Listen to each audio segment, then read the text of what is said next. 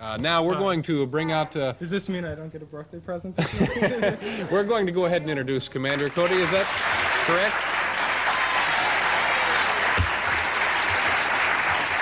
Commander Cody's bio says that his music will lift you up, wear you out, and eventually lay you down with blood-curdling boogie-woogie bar music and the spirit of old-time rock and roll. Here to prove it now, the one, the only, Commander Cody.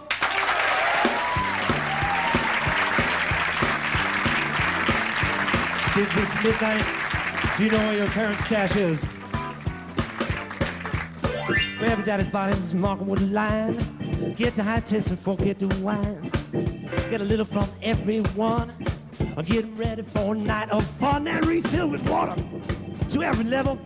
Get it right or you catch the devil. Put that stuff in a mason jar. Got yourself one traveling bar. We're drinking, we're nuts. We're drinking, we're nuts. We're drinking, we're drinking, and we're nuts. Get the stuff from Christmas Day. They never miss it anyway. Just remember when you down that scope and make sure that the bottle is already open. Give me that bourbon and give me that gin. Everything that you put in shows that you ain't uncouth. Uncork that sweet vermouth. We're drinking, we're nuts. We're drinking, we're nuts. We're drinking, we're nuts. We're drinking, we're nuts.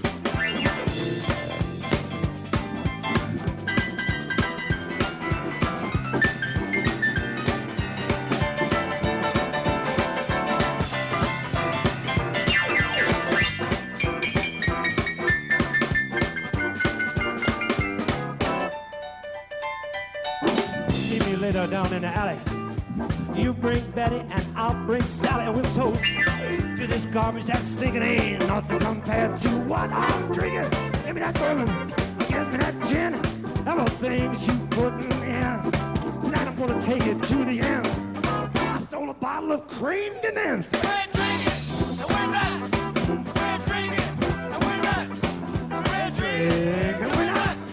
We're drinking and we're nuts. Oh, I'm a little nervous here. Got a cigarette or something back there.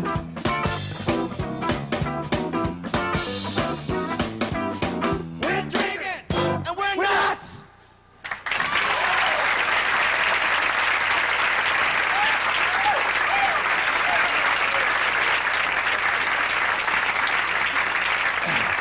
Commander Cody, whenever I say the two names Commander Cody, I want to supply the rest of the... there was a group before that I guess you're no longer affiliated with. The Lost Planet Airmen. I thought that was one of the great names for a band in the 20th century. Well, that's exactly what I thought. I was sitting in a bar. I was a Jones Beach lifeguard in 1967. I was drunk. I was watching this guy on the TV. No, wait a minute. You're a lifeguard and you were drunk? Yeah, after you... afterwards, sure. Miller time. It was okay. Miller time, and we were knocking them back. I was watching the TV in the bar, and it's this B-rated science fiction thing. This guy's flying along, rocket pack on his back, bullet-shaped headgear. He's got two controls, up, down, and fast, slow. Yeah. I said, all right. The movie was called The Lost Planet Airmen, and he was Commander Cody with K, so I just changed it to C's. Yeah. And now those were your... was that country, western, country rock sort of days there? Well, I always did rock and roll, but at that time I had a real hot fiddle player named Andy Stein, and Bobby Black, our steel player, was just the best in the world, so we got into ensemble western swing with the kind of blues-oriented rock and roll background. And we made, hey, come on, give me a break. It was, trust me, it was great. And yeah, it was great. But now you're more to... Well, I'm by myself. See, I just play the piano in that band. Yeah, now why are you by yourself now? Well, they left. They quit. That's it, Cody. We've had it. We're out of here. So they're just history. Packed it in and they're gone. 1975, we broke up. We made one live album in Europe in '76, and then came back, and I took a respite for a while. I kind of laid low, and I started... Now I'm all by myself. I wasn't the lead vocalist. I had to learn how to sing. So I tried to take singing lessons. That didn't work. I remember one time walking in Berkeley to this vocalist coach's house, coming up to the house and having the blinds drawn. She's hiding, you know, because I had the worst, absolutely worst singing voice in the world at the time. Things have changed since then. Elvis Costello and all these other guys have come along. Now it seems that I have a really good singing voice. This is interesting. I get the feeling that because of the references you've made to, and because of what I know about you, that you've had a colorful life in music. Yeah. I've had a You've real pushed great it to time. the limit a couple of times. Yeah, well, good. Just to give you an example, I'm 37 years old now. My best friend in high school bet me $500 I wouldn't live to be 21. So, yeah. So I'm doing real good right Yeah. now.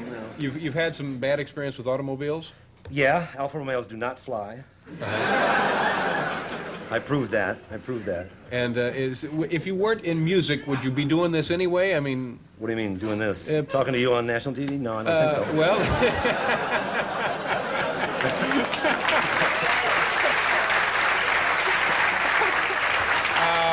with that in mind, we're going to pause. We'll be right back to talk some more with the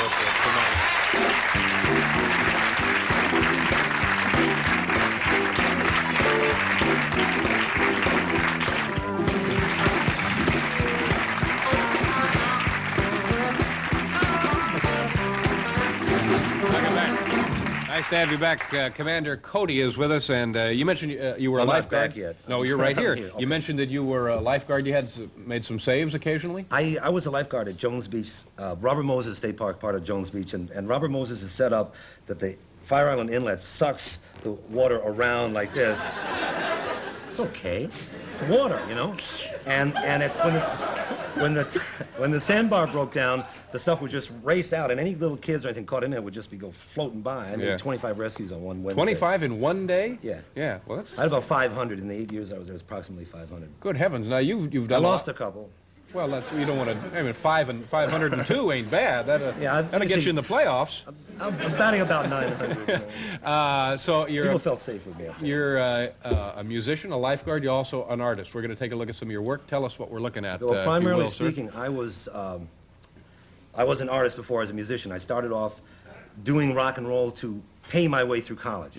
Okay, and then when I got music was just so much fun I couldn't stop it. This is very Especially because nice. I was teaching at Wisconsin State University. Hold it, wait, back to that other one. That's not that first. There you Okay, go. this is called Working for Warner Brothers, and it's actually a Chester. It's also backwards. It's a ad from the 1940s. No, it's not backwards. Is it? And what is that done in? Is that... I do acrylics, but I paint it like oil, real thick and gloppy, and I just kind of Yeah. punch the canvas Okay. like that. And the next one, which we saw a little This is of the next a one's minute ago. Gay Nightlife. Gentleman enjoying himself There's not a and lot his to accordion. say yeah. about accordion players. These are very... Now, do you sell these? I do sell these, yes. Lots of money. Come see me later. Well, that's Cooking Out in America. Here we have Howdy and Bob. Yeah. Kind of Andy Warhol kind of stuff. You wanted to mention your record company. It's interesting. It's not... Warner well, maybe Brothers. it is. It's Is it not a Warner major Brothers label? anymore. It's kind of a fly-by-night organization. Peter Pan Records. Peter Pan Records? Yes, well, they do children's stuff and rock and rolls for kids, and I figured, maybe they'd make a comic book about me or something. And I went with them, and I produced this album myself. It's the first album I've produced since the very first album. Let's hype it. Hey, come on, guys, buy it. Go down to your record store and order this son of a gun. Now, so you're also going to be on tour? People who want to come and see you in We're person? going to be in the East Coast next month at every sleazy rock and roll place on the Turnpike. That means all of them. My father's place, the Lone Star, you name it. We'll be there. So come out and see us. Come out and see us. I'll be happy to. You'll love Now, it. do you enjoy this kind of work? You having a good time? I wouldn't be doing it if I didn't love it. Yeah. I mean, because there's no money in it. I can pay the rent and eat, and that's about it. And how long will you be out on the road once that begins? 6 weeks, then Yeah. I'll take a couple of weeks off, then I'll go out for another 4 weeks, a couple of weeks off. I don't work as much as I used to. When I had Hot Rod Lincoln was a hit in the top 10, I was on the road, that was 1974, I was on the road for 300 days. That's working too hard. I quit that. That's, work, but don't kill yourself. I enjoy working, I enjoy playing rock and roll. It's a really good time. There's nothing really quite as much fun. Now, where do you go when you go home? Where would that be now? Beautiful Stinson Beach, California, which is, I sit there and smoke pot and watch the whales go by all the time. And When I'm not playing Frisbee Yeah. or entertaining myself at the Sand Dollar Bar, knocking them back. So, and there's good money in that, too. There's good money in the Sand Dollar, but my counter, I'll tell you that. Yeah. Sign this, George Sure, round for everybody. Now, what became of the Lost Planet Airman? Well, what they're happened? all over the map. Andy they Stein, the working? fiddle players, doing soundtracks for movies. Bobby Black, the steel player, is playing steel in a country and western bar. Billy C., the lead singer, has got his own band. The drummer, Lance, was playing with David Bromberg last time I checked. Bruce plays with Hoyt Axton. Bruce Barlow, the bass player. Who have I forgotten? Bill Kirchen. Good old, oh, sorry, Bill. The Moonlighters, he's got an album he's trying to push. So everyone's gone off on their own direction since then. The breakup was good for everybody, because after 8 years together, we were getting a little sick of each other's faces. Tell me... Or maybe they were just getting sick of my face. I woke up one morning in a hotel in London, and the band was gone. Tell me about you won an Emmy. I didn't win an Emmy. Video West won the Emmy for 2 triple cheese side order fries. Yeah, now tell us about that. Well, it's a song that I wrote called 2 triple cheese side order fries. And what we did was we just went to a drive-in, the Satellite Drive-In in San Francisco, and did every funky thing we could think of to cheeseburgers. And that's just use your imagination, kids. And that was banned in London or England, eh? It was banned in England, the RSPCA, the Royal Society for British. No, why would there's one thing. It's interesting that it would win an Emmy here and then be banned in. Right. Okay. There's one scene. The only disgusting scene for animal lovers is as one of the lyrics say that. I won't get into it on TV, but about what is inside these hamburgers anyway, which you don't really know what it is. And then the guy opens up a big steel refrigerator, and there's this black little poodle in there wagging its tail. They didn't like that. Do you you used to hurt yourself on stage, didn't you? Or I hurt myself on stage all the time, not on purpose. I'm not Iggy Stooge or anything like that. You know. Do you still do that? No, I've got a lead guitar player that hurts himself. Oh, that's good. Well, you're coming up in the world. You pay a guy to hurt himself for you. Well, I don't pay him very much, don't you? But when people would come to see you in one of these fine establishments that you have labeled a sleazy bar, yes, fine drinking establishment. Could they expect as much physical activity from you as from me? in No, the past? not anymore. I don't. What I used to do was climb all over the piano, jump up and down on the keys. Now, people won't rent me pianos anymore, okay? So I have to stop doing that. One time in Dayton, Ohio, a lovely place, I was going to decide it would be really cool, man, if I ended this song by jumping up in the air and I would come down and the band would stop, okay? I didn't see the ceiling was like this high above me. I was painted black, you know? Oh, nice. Okay, there's one of those bars that they put across and they drop the soundproofing on, so I went right up through that, hit my ceiling on my head, okay? My feet came up like this and I landed flat on my back in the middle of the piano. Yeah. You ought to leave that in. My chiropractor doesn't want me to leave that in. I'm glad you're here tonight. Commander Cody. We'll be back, folks. Don't you know?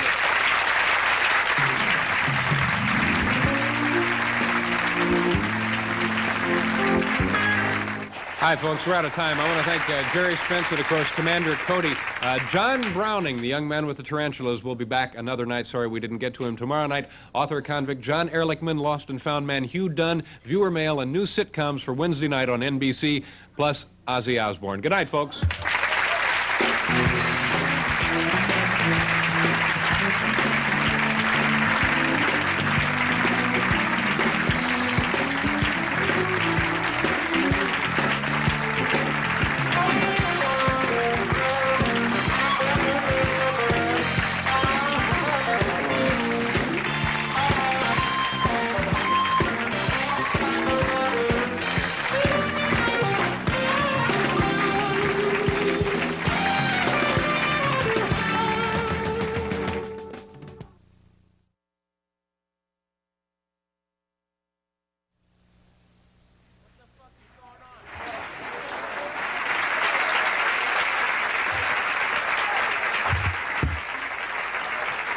Hi there, ladies and gentlemen. Welcome back to the extravaganza. We're having a lot of fun here tonight. How many of you saw an adult sneak away from the piano? Did you see that? I'm sure I saw an adult sneaking away from the piano. We'll find out more about that later. My next guest, I'm just guessing now that he's my next guest. We'll see what happens here. Commander Cody and his group, the Lost...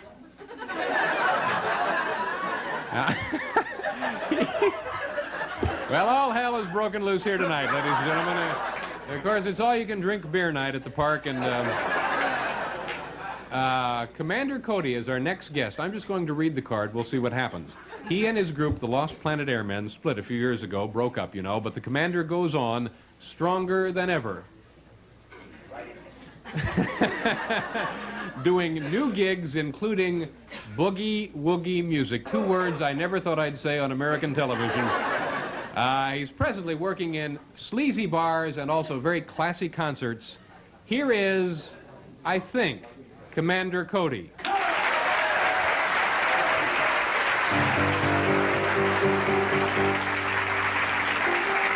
We're going to rock and roll like crazy. I hope you don't mind.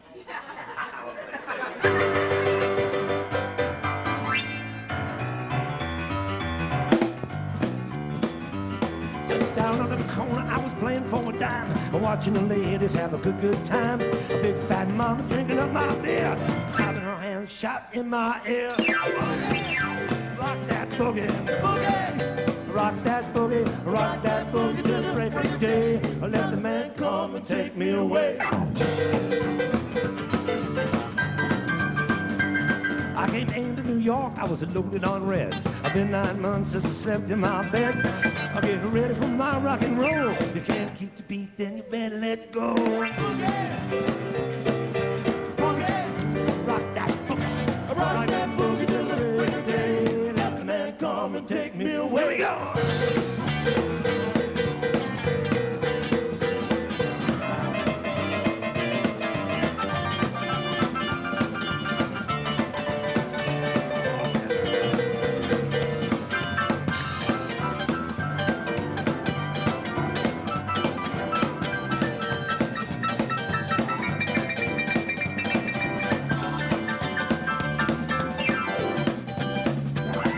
Sit on my knee, honey, and I'll buy you a gin. And we'll boogie when the band begins. You know I'm crazy about the electric guitar. Got a piano rocking today to the bar. Boogie, boogie. I said rock that boogie till the break of day. Let the man come and take me away. One more time. I learned how to play to entertain my friends. How was that a note there it all would end? Around about midnight down in the park, screaming to myself alone in the dark. Boogie,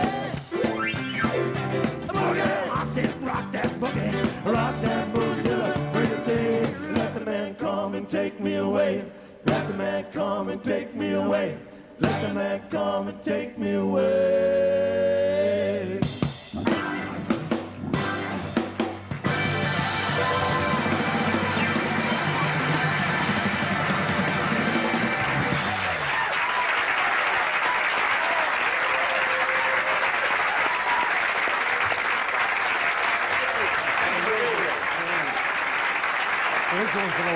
Oh, my. Well, we're having plenty of fun now. Oh, no. You said those guys sounded very good, and I know you didn't have a long time to rehearse, but it We sounded had very absolutely nicely. zero time to rehearse, and Paul, of course, he's the greatest. Paul is... No, actually, these guys are real good. Yeah, they're very nice, so... Sure. They're almost as good as my band. I think we're... Can you move that chair in here a little bit? I think I sense that we're far apart.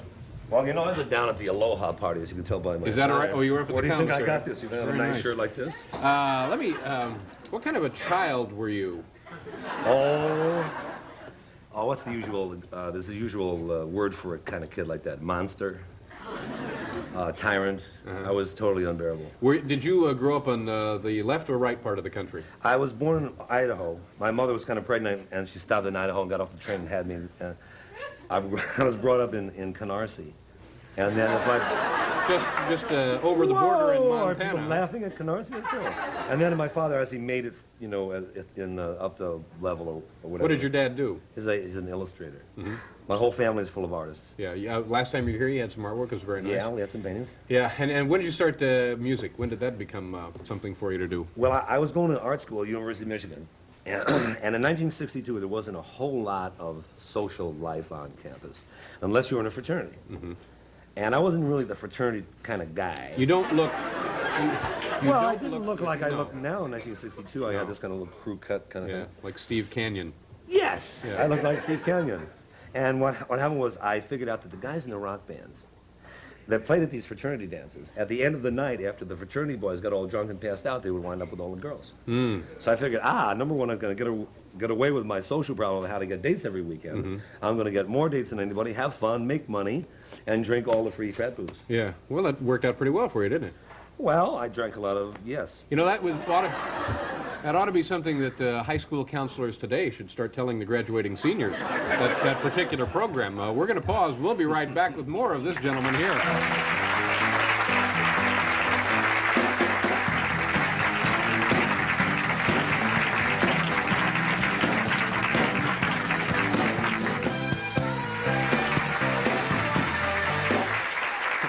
Thank you.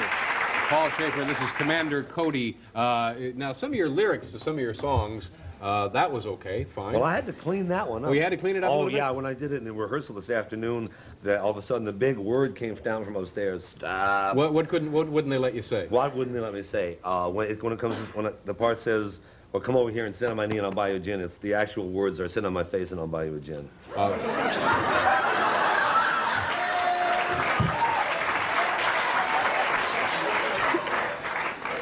Well, I'm certainly glad you didn't put it in the song. Well, I mean, if people come to see my gigs to hear that stuff, there are various dirty parts. I mean, somebody's got to talk dirty to them. Yeah.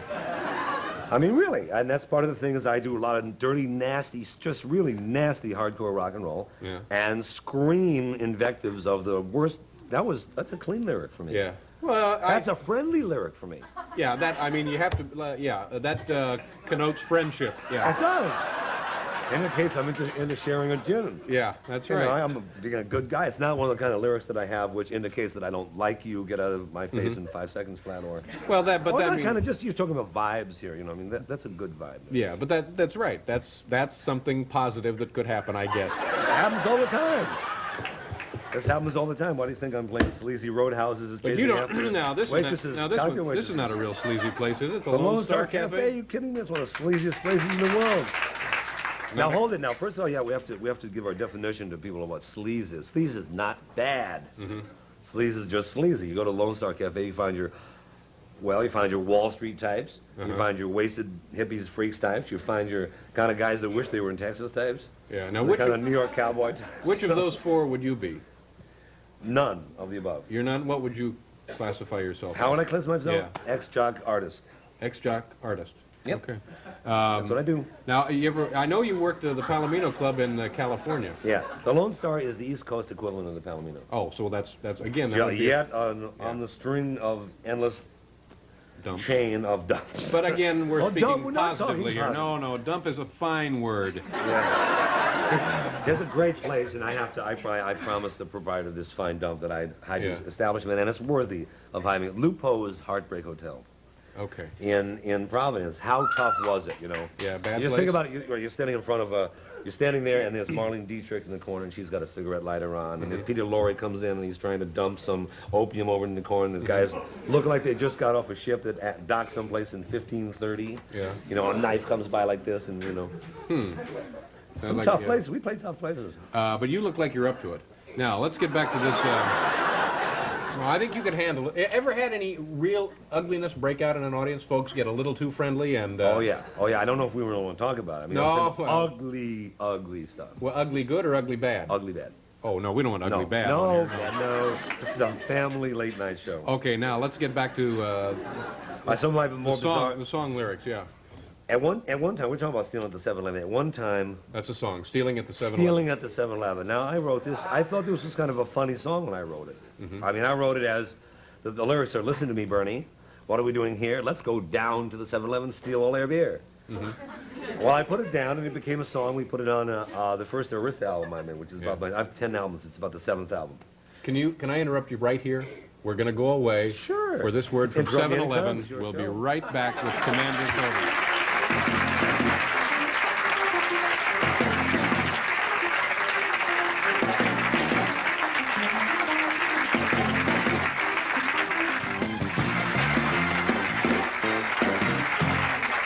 Thank you. Commander Cody is here. We ought to turn this place into a sleaze bar. We got the band I think we got everything for it. The band rocks. A couple of shooters and yourself and the band, and we're ready to go. The audience might be a little No, the audience on the other hand, fine. Hold it here. They're just fine. Let's take a close look at this audience. Yeah. There's a lot of freaks out there. They can get Now, back to stealing at the 7-Eleven. There are 7-Elevens across the country that have my picture on the outside of it. You're not well liked there, eh? But on the other hand, our stealing at the 7-Eleven was a 45 single record put out by Arista. They put it out, and they started playing on KFRC in San Francisco, and the phone started ringing off the wall. This one guy, some guy was running through his store, his 7-Eleven, beating up people singing, stealing at the 7-Eleven. Yeah. He was totally freaked out. Not a good example No. for American youth. No, not. And I didn't mean it to be, No, you know, I you're didn't just mean you kidding, to... just having fun. No, I was Yeah. just a kid having a good time. Listen, good luck at the Lone Star, and please come back and see us anytime you like. Okay. Commander Thanks a lot. Cody, ladies and gentlemen. We're going to pause now here for intermission.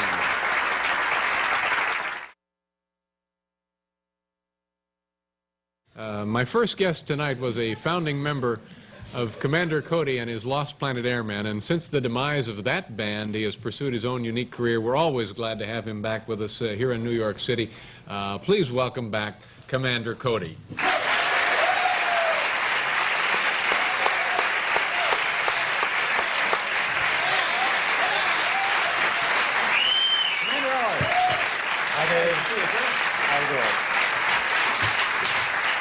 What have you got here in the container, this little jar? This is a tropical drink. I told him to put every kind of alcohol in there except vodka. Why don't you care for vodka? Well, it's not that I don't care for vodka, because drinking vodka these days, you can be accused of being a communist and get beaten up in barrooms and whatnot, so I just playing it safe. No, you don't want to have that happen to you. No. Now, you look pretty relaxed. You brought yourself a drink. You have what appear to be... The clothes I was in when I got the phone call to rush to the plane. I was sitting in the back of the Sand Dollar, fabulous Sand Dollar restaurant, Stinson Beach, enjoying a tropical drink not unlike this one. Stinson Beach is, of course, in Northern California. That's where I live. Yeah. And all of a sudden, the bartender came running out with an emergency message, which was about 3 or 4 days old. Everything's pretty casual there. That I was supposed to be on the plane on Monday to be here because I was going to be on Tuesday. So, of course, I rushed right to the airport. Yeah. Now, do you get all your messages in the bar? Yeah, more or less. My Okay. phone's been disconnected. No, really, has it? Yeah. I didn't make enough money to pay the phone bill. I was on tour for 6 weeks, and they just, you know, Just kind of pay forgot those about phone bills. They'll take your phone out. it. Now, so you got the message, you got on a plane, you came to New York, then what happened? And then I went to the fabulous Berkshire Place Hotel, where they locked me in a room for 3 days, and here I am. Well, no, but why weren't you on the first time you were supposed to be on? That's a good question. That's a good question. I don't know. So what have you been doing, just waiting to be on? I've been working on a good bar tab instead of at home in New York. I'm doing real good. So it's not like you've lost any, you're not... Momentum. No. Yeah, no. I'm on a roll, so to speak. Yeah. Now, this is an interesting show tonight. Have you ever worked with William F. Buckley before? I don't think I'll be working with William F. Buckley tonight. Well, I mean that in the I just met the gentleman, a very nice guy. I mean that in the broad sense. We're all here on the show together. Yes. Well, no, I've never worked with him before. Yeah. All right. Now, Seems interesting to me. how have things been going for you since we last saw you? Well, things have been pretty brutal. I've been on rock and roll. I started off the year. I went to Key West. Yeah. To interview Hunter Thompson, because we've, you know, those of us who've seen Hunter on video have always wished that, wouldn't it be nice if he really got off it and went nuts and did his thing, and we caught it on a camera. So I went down to interview Now, him. let me interrupt you right there. Sure. What is his thing when he really would go nuts? Well, the whole what- Gonzo thing where he gets into an off the top of his head rap and doesn't stop and doesn't get self-conscious because there are cameras around and just goes into his rap about, say, one of his great raps is why we should invade Mexico. You know, don't worry about what's going on in Central America. Just invade Mexico now. That kind of stuff. I wanted to hear the whole thing. I wanted to just hear the whole rap. He wants to go after Mexico because it's like a home game? Bypass, you know, all the stuff with the domino theory, and so we just invade Mexico, so then we just build a big wall down there and stop all those commies. Well, so I wanted to find out about this. Okay. So I was interviewing him, and we were having a lot of fun. He drinks a lot, too. And Bill Murray was there, and there was a lot of drinking going on. And then I was sleeping, and a bomb went off in my room. I can only speculate as to where it came from, but I was sleeping at 5 o'clock in the morning. All of a sudden, it's instant World War III. The place is on fire. And, An actual incendiary device? Yeah, thrown through the lanai, which is, you know, kind of Hawaiian-type terrace, and there's a canal outside, and all of a sudden, just kaboom! And I kind of got blown out of bed, and I looked up, and the entire room was on fire, and I burned my foot putting out the fire, Now, and that was fine. Who would do a thing like that? I don't know. Did you Not Hunter. I asked him, and he said he didn't do it. Did you report this to the police? No. Did you? Did you report this to anyone? No, I told my wife about it. She thought it was a yuck. Yeah, but you were not injured other than I the burned minor my foot, but burned I'm out. always hurting myself. Yeah. You know, it's rock and roll. So what else? Things look up after that? Well, I burned my left foot. Then when that healed, about 3 weeks later, I fell off a stage in Ohio someplace and twisted my ankle, and I was on crutches for 6 weeks. Wow. Then that healed, and I was playing at a kind of a ski chalet type place in Jackson Hole, Wyoming. An Americana hotel had one of those big beams across the stage, and I didn't see it, and I hit my head, smacked my head again on the stage. I had a double concussion. They kind of took me off, you know, brought me back. And then, of course, on the last tour, was the most brutal tour I've ever been on. We were playing at the B&B Tap, which is a fabulous barroom in Oshkosh, Wisconsin. Got on our super diesel, went overnight to Little Bows on Cornhusker Highway in Nebraska. Little Bows being another place to play? Another high-class kind of Yeah. place that I play at, where I was cuffed in the ear by a giant 260-pound frat man who was, you know, couldn't discern between where my head started and where my shoulder went. All right, Commander, wham! And hit me in the side of the head, knocked me to my knees. Oh, this was to be a friendly greeting. Yeah, I think so. I hope so.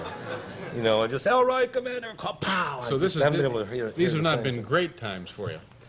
Well, they haven't been bad times either. At least I'm getting paid for it. Yeah, that's true. I've done this before and then not get We've been paid roughed for up it. and then not gotten a check. Yeah, that's ugly. You don't need any of that. We got to go away here for a commercial. We'll be right back, folks. Don't worry about it.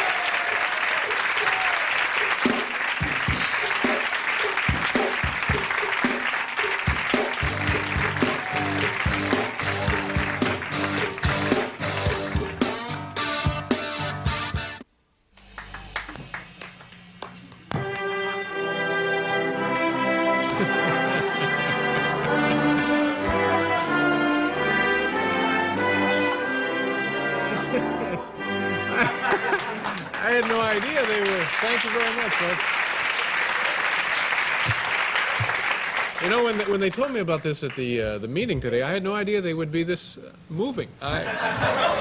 This is theater. I don't know. I feel myself welling up with, but it's a good kind of Welling up, welling at any rate. Now, you talk about the rigors of being on the road. That was you, wasn't it? That was me on the Yeah. road? No, that was you talking, wasn't it? Yes. Anyway, do you ever think maybe you're getting to the age where you might be, you know, time to... Well, I turned 39 on the last road trip in Athens, well, Ohio. It's plenty of time left. Oh yeah, plenty, like 6 months, 9 months, something like that. I've been doing it for I've been doing it for 20 years on the road. Matter of fact, I was just reading the latest Rolling Stone with Pete Townsend, who's quite a verbose and very serious kind of guy. Did an article about Mick turning 40. Right. Big deal, right? No, nobody else turned 40. Mick turned. The whole world is going to change after that. Hey, all right. I mean, I like my Rolling Stones just as much as anybody else. So I kind of wrote a song about a bunch of old farts sitting around talking about, reminiscing about, weren't we great, back then. Okay. That's And this is the song? This is Used to Ride? Yes, we spent hours of preparation on this. Okay, we're going to do that now? All right, Commander, if you want to take a seat there behind your... I have to get rid of my hat. Commander Cody.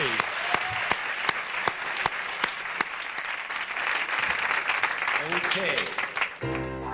I'm going to feature Hiram on the lead guitar here. This is called We Used to Ride.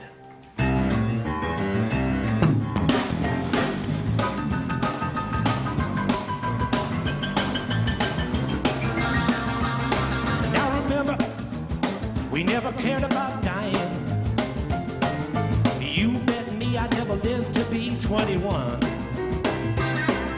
It brings a smile to my face, a tear to this old eye. When I think about all the crazy things that we've done. We used to ride, we used to ride, we used to ride, we used to ride. Oh Lord, I drove my young life away. We used to ride, we used to ride, we used to ride, we used to ride. We used to follow those white lines till the break of day. Remember that crazy night down in Tampa?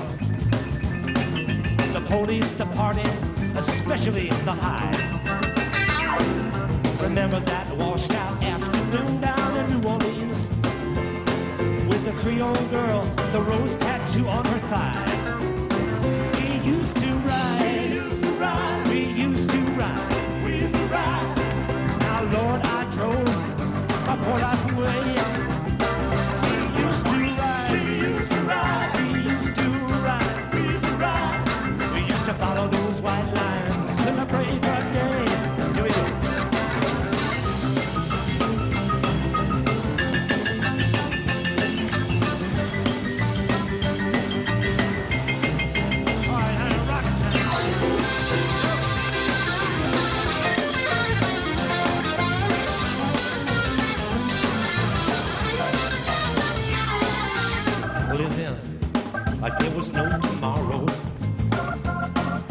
just catching the action coming down today. Would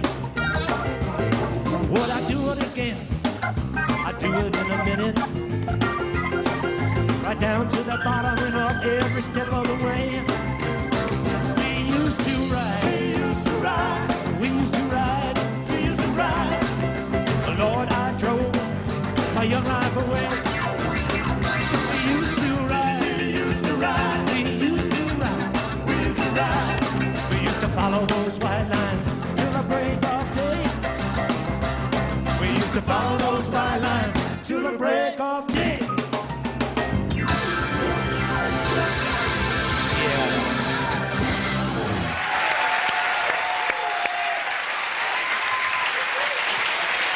Commander Cody. Really nice. Here. I want you to have a sponge, and I want you to have some facial blotters. Nice job. Thank you very much. Commander Cody, folks. We'll be back with William McDonald. Let me get some drink for you. What's the rest of the ball?